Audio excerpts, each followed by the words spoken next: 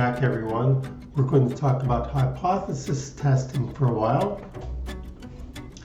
Here's a link you can get off this PowerPoint. And we're at the beginning of hypothesis testing. Get the first section down, spend a lot of time on that, focus on it. After that, the other sections are just takeoffs on that. Here's a list of things we're going to talk about. And here we go. Hypothesis test. It's a process, and you're going to use sample statistics to test a claim. And the claim is something about a population parameter.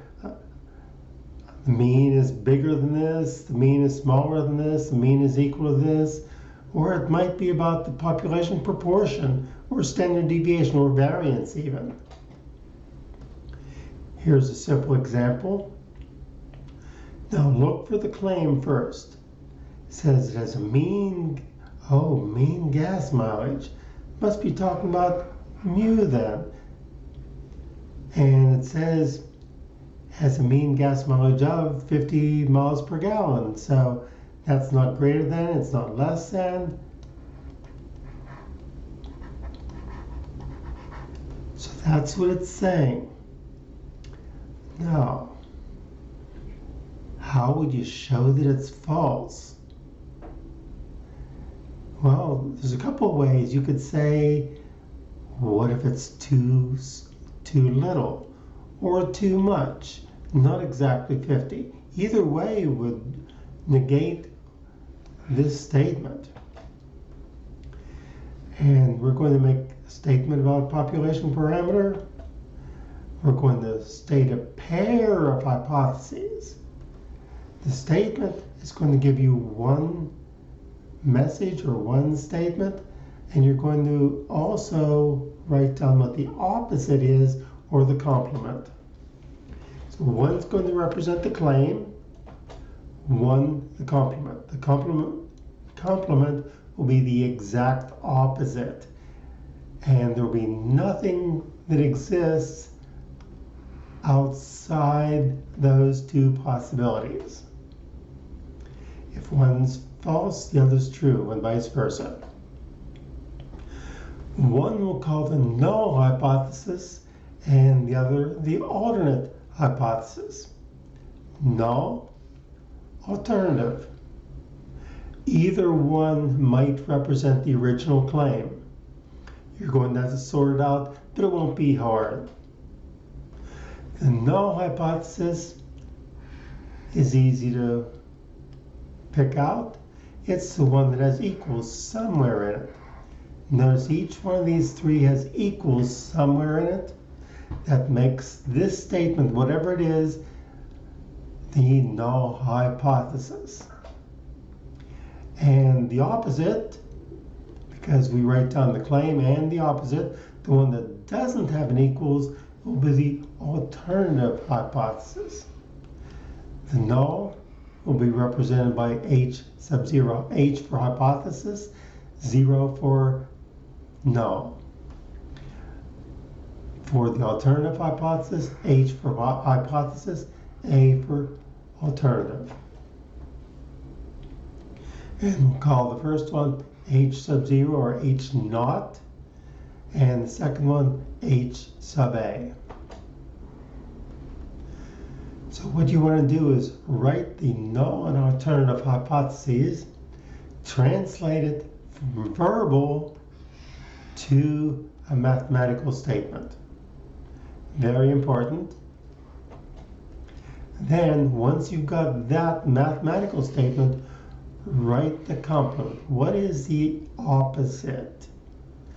The one that has equals will be the null hypothesis. Here's one simple part of an example. Notice we wrote both of those statements. One was the null, one was the alternative. The one that's the null is the one that has the equals in it. The alternative has no equals whatsoever. Same over here. Here's equal, so it becomes the null. This does not have an equal, so it'll be the alternate hypothesis. And the other possibility is maybe instead of greater than or equal to or less than or equal to, you have straight equals. What's the opposite? Not equals. Which one becomes the null? The one that has the equals. And what we're going to do is, as we work this hypothesis testing, we're going to assume that H0 is true. And we're going to see whether our results from doing our survey or measurement, see whether that actually makes sense or whether you think it can't possibly be true. Here are some verbal statements.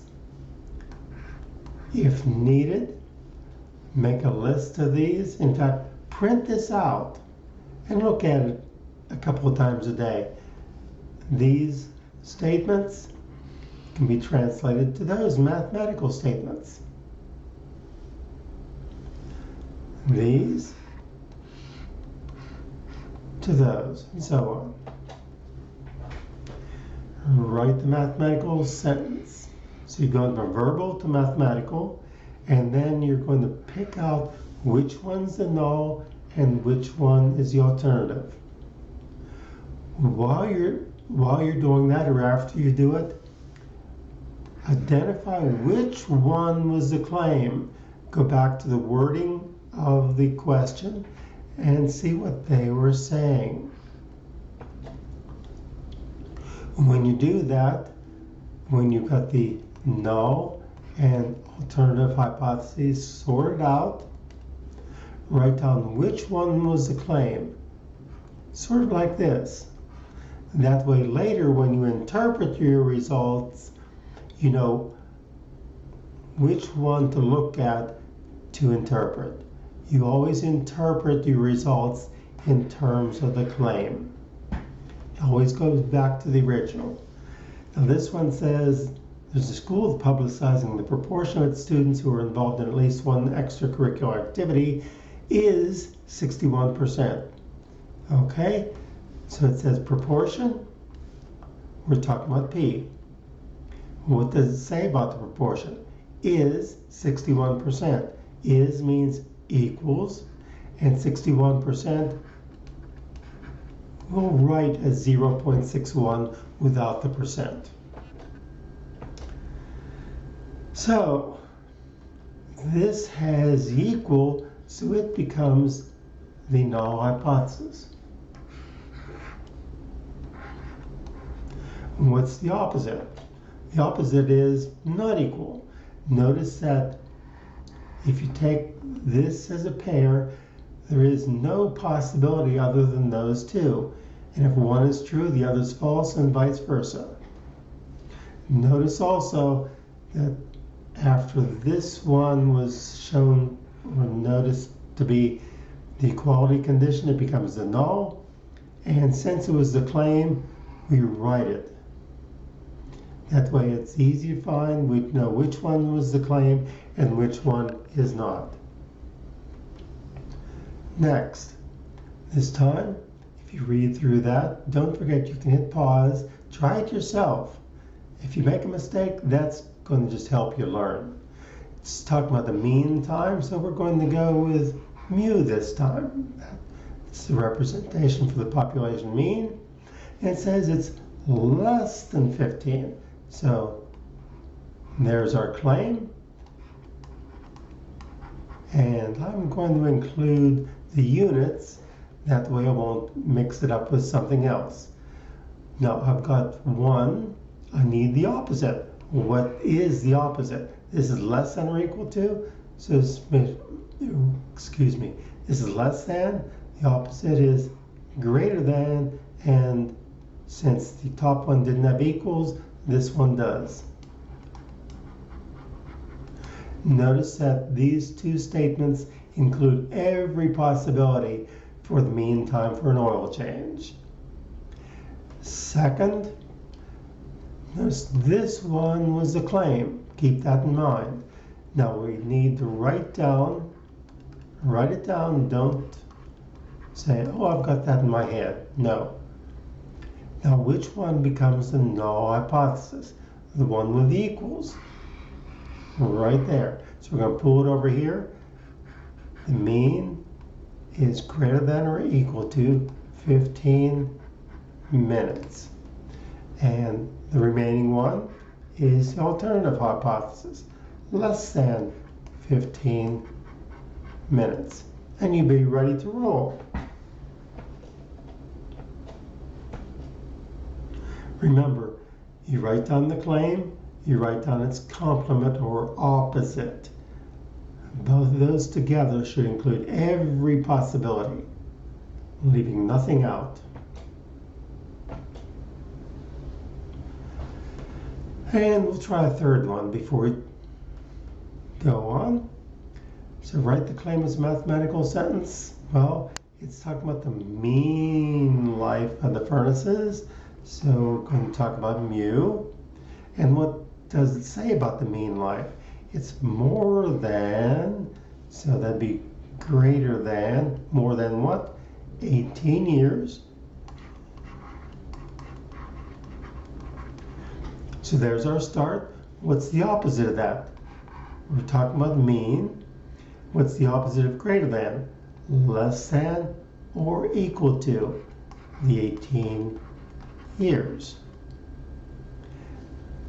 Now we're ready to set them up, the null and the alternate hypotheses. So look over here. Which one says equal? This one says equal. So we'll put that here. Mu is less than or equal to 18 years. Which means the other one is the alternate hypothesis. And there you go. You've got the null and the alternate hypotheses.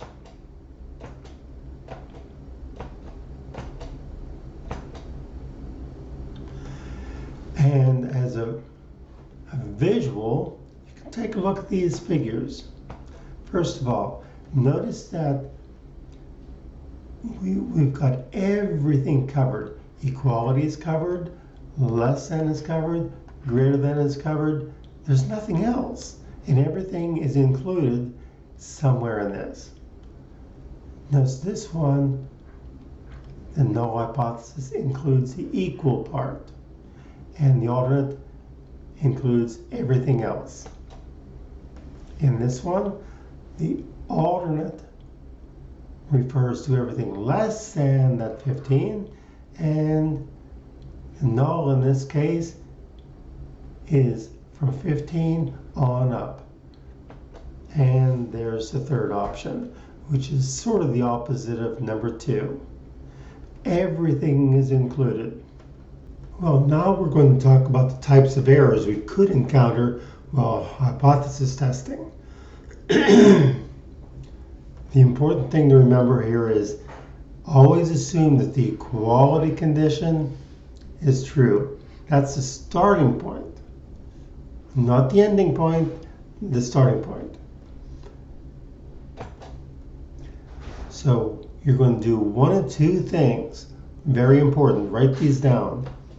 You reject the null hypothesis, or you fail to reject the null hypothesis. It's all about the null hypothesis. Do you believe it? Do you not? Go by the numbers, as you'll see. Since it's based on sample, you might make the wrong decision, like in a lot of things. If you're working with a sample, that's not the population. You might make a mistake. So here's how the errors go. First of all, remember, you're going to focus on rejecting the null hypothesis if possible. So that's the way I keep these two straight. You got type 1 errors and type 2 errors. So for the type 1 error, you think, oh, I've done my job. I've rejected the null hypothesis. Well, the type 1 error is you made a mistake because it's actually true. And there we go. It's actually true. But what did you do? Silly you went with the numbers and you rejected it. Type 2, just the opposite. You were looking at the null hypothesis. You did not reject it, which you should have, because it was false. So the way I keep them straight is type 1 error. I'm trying my darndest to reject the null hypothesis, and I did, and I shouldn't have. Type 2 means, yes, I didn't reject it, and it was false. So let's look at an example of ground beef. Now, maybe you're hungry, maybe you need to go out and get a hamburger. If that's the case, hit pause, come on back. In the meantime, the rest of us are going to go on. So, first of all, what is the inspector saying? He is suggesting that the USDA limit on the salmonella has been exceeded. Well, let's see what we've got here. It says the limit is 7.5%, and what do we know about that? Okay, we're going to talk about type 1 and type 2 errors, because sometimes you want to minimize the chance of the type 1, sometimes the type 2 is a whole lot worse, and you want to minimize that. Which error is more serious? It depends on the situation. That's why you have to see what the context is, as well as whether you're rejecting or failing to reject the null hypothesis. So we're going to let P represent the proportion. So P is our population proportion, and that's how much, or the part of the ground beef that's contaminated. Now, what are we saying? Well, the inspector is saying that it's exceeding that. So that's the claim. What's the opposite? P less than or equal to 0.75. There we go. Now, what does that mean? This means we think it's contaminated. This means it's okay. Which one had the equals?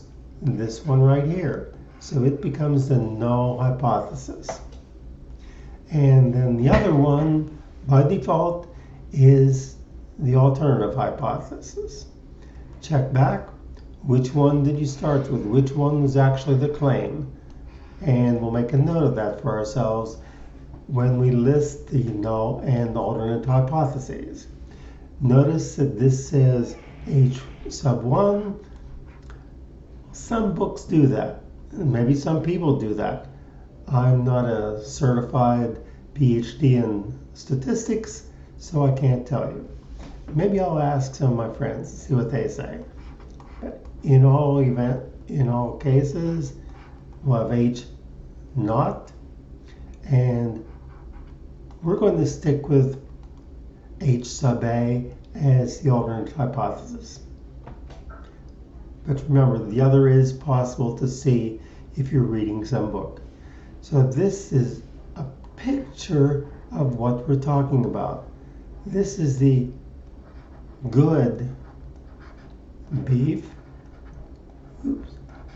Over here, as long as it is less than or equal to 0.075 or 7.5%. Over here, that's what we would consider the bad beef. You don't want to be eating that. You'll get sick. Or, well, we won't talk about dying. All right. So what about the type 1 and type 2 errors? So So let's assume that the null hypothesis is true. That means it's good beef. If the claim says maybe it's false, it's not bad beef. Type 1 error means you're rejecting the null hypothesis. Remember, that's the focus, and you made an error there. And this was actually true, even though you rejected it. That being true means what? That beef was good. But you rejected that. That means you told people there was bad beef. What does that mean for us? What does it really mean for the beef? It means the actual proportion was less than or equal to, so the beef is safe.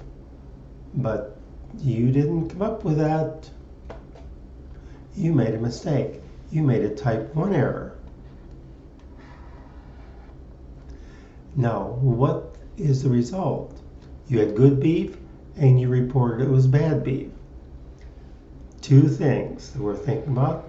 First of all, if the populace hears about this, you might scare them away from eating any beef, even though the beef was okay. Also, since you're probably going to throw out the beef, you're going to hurt the sales of the ground beef. That's not going to make the producers very happy. How about type 2? You fail to reject the null hypothesis, and you should have.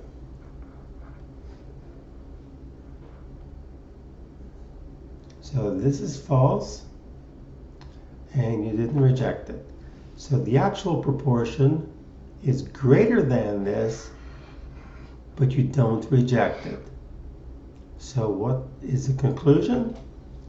Well, you could be allowing the ground beef because you said it was okay, but it wasn't. And so contaminated beef will be sold to the customers. And this type 2 error is more serious because people could end up very sick, or I won't even mention it. Okay, next section we're going to talk about the level of significance. And I guess the first easy thing is to know that we're going to represent the level of significance by that alpha that you see here. And just so you know, capital A in Greek looks like this, or capital alpha. Small case a looks like this, small case alpha. That's what we're going to use for the level of significance. And what it means is it's the maximum allowable probability of making a type 1 error. Now, how does that connect with some of the things you've had in the past? Well, actually, alpha and the level of confidence go together. The level of confidence plus alpha equals 1. Does that ring a bell? It's the area under one of those normal curves. So if you've got the confidence, then alpha is where you're not confident. How about that? Now, what you want to do is, since this is a type 1 error, it depends on what kind of a type 1 error you have. If it's not very important, you might say, okay, we don't have to make alpha too small, because if it happens, it happens. But if it's a life and death matter, you might want to make alpha very small. Remember, alpha is the probability of rejecting a null hypothesis when it's actually true. 3 levels that you usually see for alpha. The 0.05, which corresponds, by the way, to a level of confidence of 0.95. is what you usually see, but not all the time. If a type 1 error is particularly bad, you might use an alpha of 0.01, which means you started with a level of confidence of what? 99%. Remember, these two added together give you 1. And if you're interested in keeping the probability of rejecting a true null hypothesis to be 10%, then you started with a confidence of what? 0.90. And of course, these added together get 1.00. So that's level of significance, alpha. Now, I'm not going to clear that out. We're not going to use much of this slide from here on, but the probability of a type 2 error, we're going to focus on the type 1 error though, but the type 2 error, the probability of getting that is called beta. And we're not going to fool with that. We're not going to even talk about how are alpha and beta related. This is all you need to know right here. Just remember, the level of confidence is related to your level of significance. And you might want to remember this. Or you might want to remember it as C plus alpha equals 1. Whatever really works with you. Okay, so after you state the null and alternate hypotheses, you know how to get those now. You need to decide on your level of significance. That's your choice, the alpha.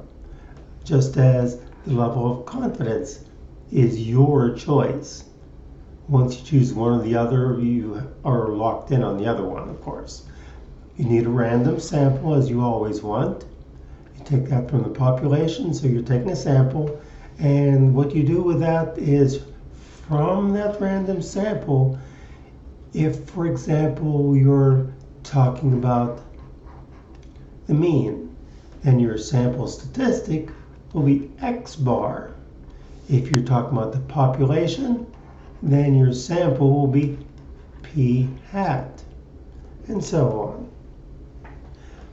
This will be what you get from your sample. And that's going to be called the test statistic.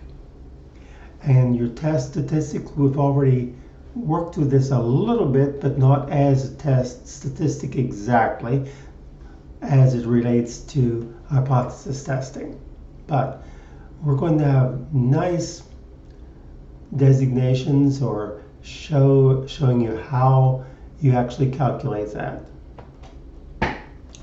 If you want the standardized test statistic, there are 3 of them, and you can see them here. There's the one for the mean, there's one if it's a t-distribution, and something called a chi-squared. Now, z is just z, t is just t, but this is chi-squared, not chi, and this is not x. It's different. Chi is another Greek letter. So we're going to use that test statistic along with our level of significance and decide what we're going to do with the null hypothesis. Will we reject it, or will we fail to reject it? So here's a summary of some of those. This is what you're interested in. This is what you get from your sample, and there's your standardized test statistic. This is what you're interested in, the population proportion. You get p hat from your sample, and there is your test statistic. One quick note, this z and this z represent different things, and they're calculated differently. So you want to make sure that you keep track of the formulas for each one for getting the test statistic. And last of all, This, if you remember, is the variance. Sigma squared is the variance. And test statistic that points you in that direction is S squared.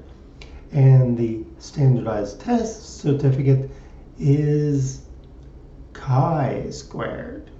So this is definitely a different one.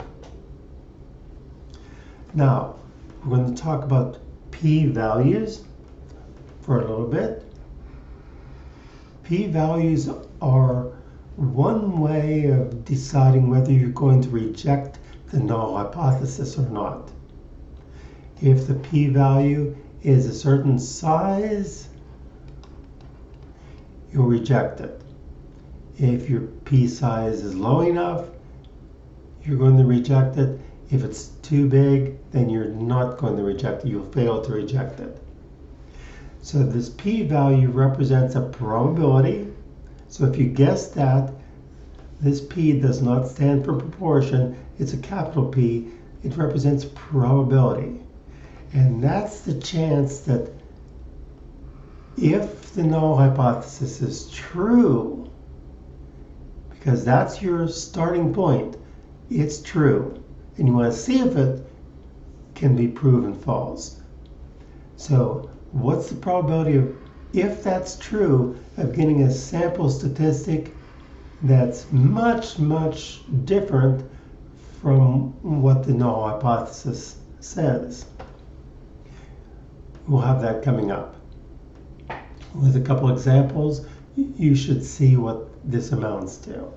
Now, there are three kinds of hypothesis tests, and maybe you're thinking, oh, will this never end? There's one new thing after another.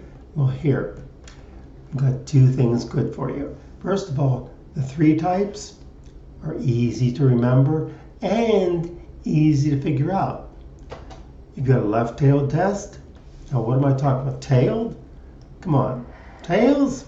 Yeah, we're talking about the normal curve again. You've got a left tail and a right tail. Left-tailed test, you'll be talking about areas on this side. With the right-tailed test, you'll be talking about an area on this side. And then a two-tailed test. So you're looking at both sides. And those tails are the p-values, are going to give you the p-values that tell you whether or not to reject the null hypothesis. And as you might have noticed, I'm talking about areas again, like this and like this. And those are regions that you're going to look at. And those regions, if your p-value shows up in that region, then you're going to reject the null hypothesis. Rejection of null hypothesis. In that region, whether it's a left-tailed test, a right-tailed test, or a two-tailed, all comes from the alternate hypothesis. So you wonder, which one do I have? Look at the alternate hypothesis, period. Not the null, the alternate. The alternate is going to tell you which tailed test it is. And take a look. All you need to do is, remember, the alternate hypothesis is going to tell you. So if you look at this, it says mu is less than some number. Well, the less than sign, if you notice, is pointing to the left. So it's going to be a left-tailed test. So if your p-value falls in here, you're going to reject the null. Second, again, you want to find out which kind of test? Look at the alternate hypothesis. It's pointing to the right, so it's going to be a right-tailed test. And if your p-value falls in here, you're going to reject the null. And the third one, the two-tailed test. Now remember, two-tailed, there are two different ways you can reject the null. If your p-value falls in here, reject the null. If your p-value falls in here, reject the null. So This alpha that represents that probability is actually split in half for a two-tailed test. Half of it is on the left, half of it is on the right. P, 1/2 p is alpha over 2. It's split in half because you've got that symmetry with a normal distribution. All right, identifying the nature of a test. First of all, get the null hypothesis and the alternate hypothesis, first in words, then in symbols. What kind of a test do you have? Is it left-tailed, right-tailed, two-tailed? As I say over and over, draw a picture.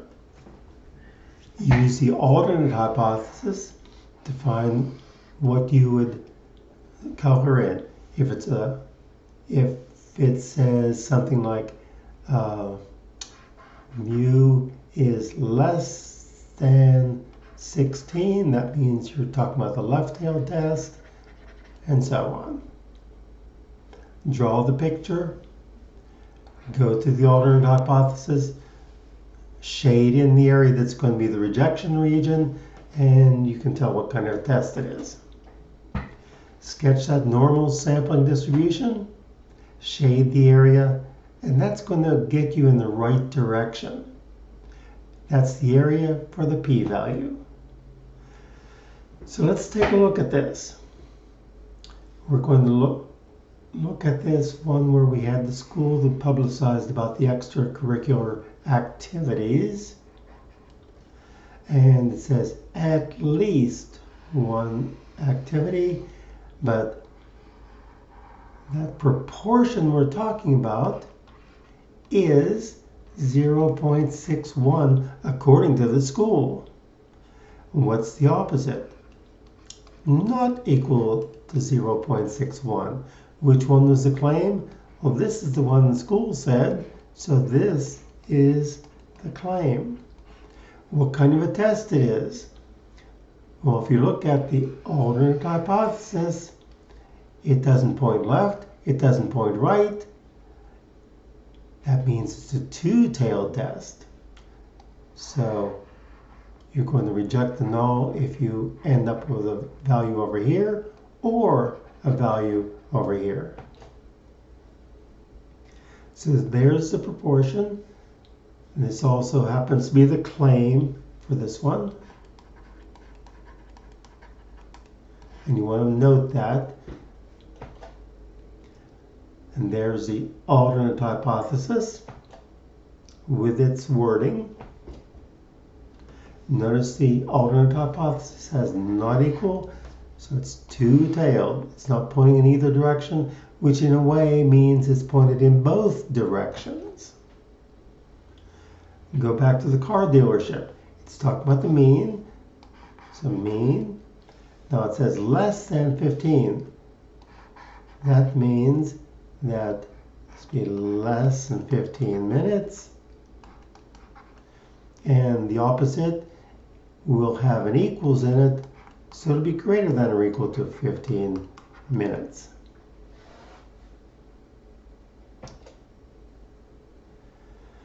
So there we've got the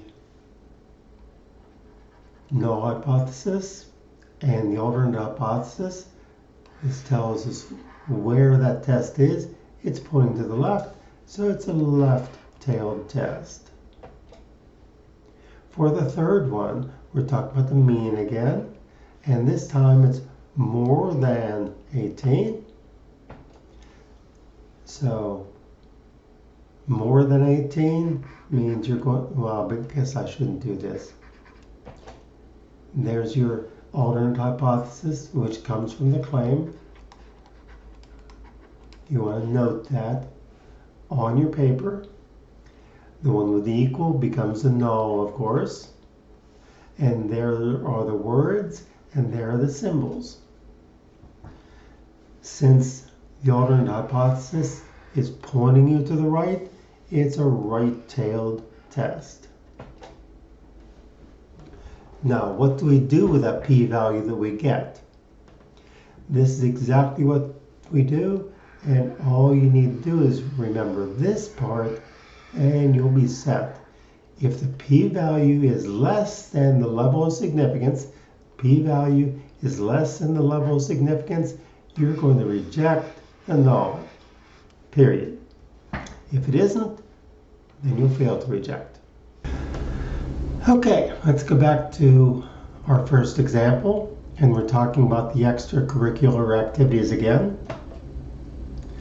We've got the null hypothesis, and if you reject the null, you would conclude there's enough evidence, and here's some good wording again, enough evidence to reject the school's claim that the proportion of students who are involved in at least one extracurricular activity is 61%. That whole thing, yes, that is your interpretation if you reject the null hypothesis. If you fail to reject the null hypothesis, what should you write? There is not enough evidence to reject the school's claim that the proportion of students who are involved in those extracurricular activities is exactly 61%. Next, example number 2 with the car dealership and the oil changes. The claim is represented by H sub A. The null hypothesis is that it's greater than or equal to 15 minutes for your oil change. If you reject the null hypothesis, what does that mean? Well, it means there is enough evidence to support the dealership claim that the mean time for the oil change is less than 15 minutes. Now, you might be tempted to just say that you reject the null, or you might say there's enough evidence to support the dealer's claim. Well, if someone's reading just this, they're wondering, okay, what was the dealer's claim? If you put everything there, just like this does, then someone can read it and understand what you're talking about. If you fail to reject, what does that mean? And we'll include all this. There's not enough evidence to support the dealership's claim, and claim of what? There you go. So, if you're doing hypothesis testing, and you will be for a short while, state the claim mathematically and verbally. Identify the null and alternative hypotheses. This list forgot something. State the complement of the claim.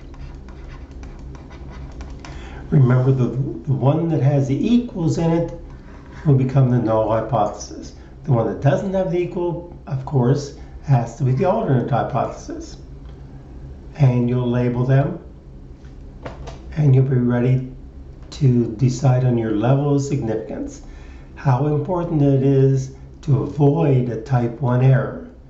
If it's very, very important, you're going to have a small alpha. If it's not quite so important, you might go with 0.05 or 0.10.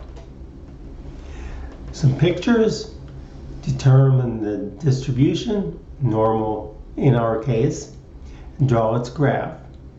Depending on the alternate hypothesis, you're either going to have a right-tailed or left-tailed or two-tailed test. Once you've graphed whichever situation you have, then you're going to calculate the test statistic and see where it fits in your graph. Then you want to find the p-value. And here's a small flow chart. It's very easy. You could even include it in your notes.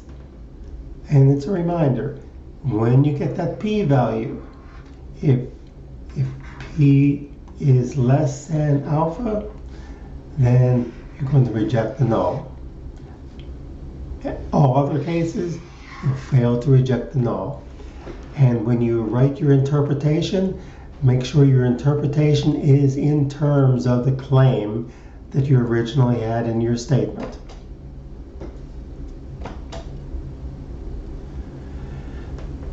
Remember, it's all about the claim. The rejection is about talking about the null hypothesis, which may or may not be the claim. So you have to put all this together and decide, what does it mean?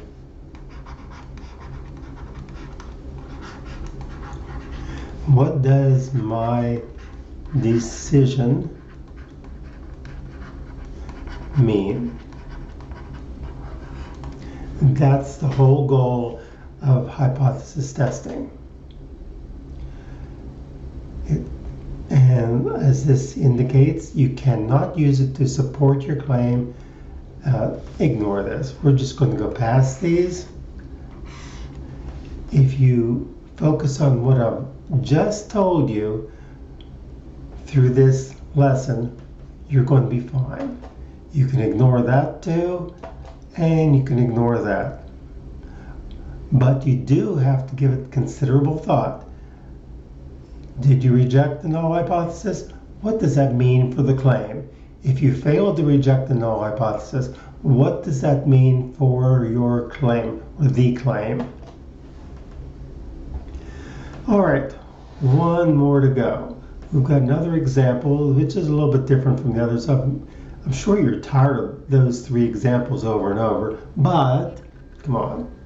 So what you're talking about here is a mean.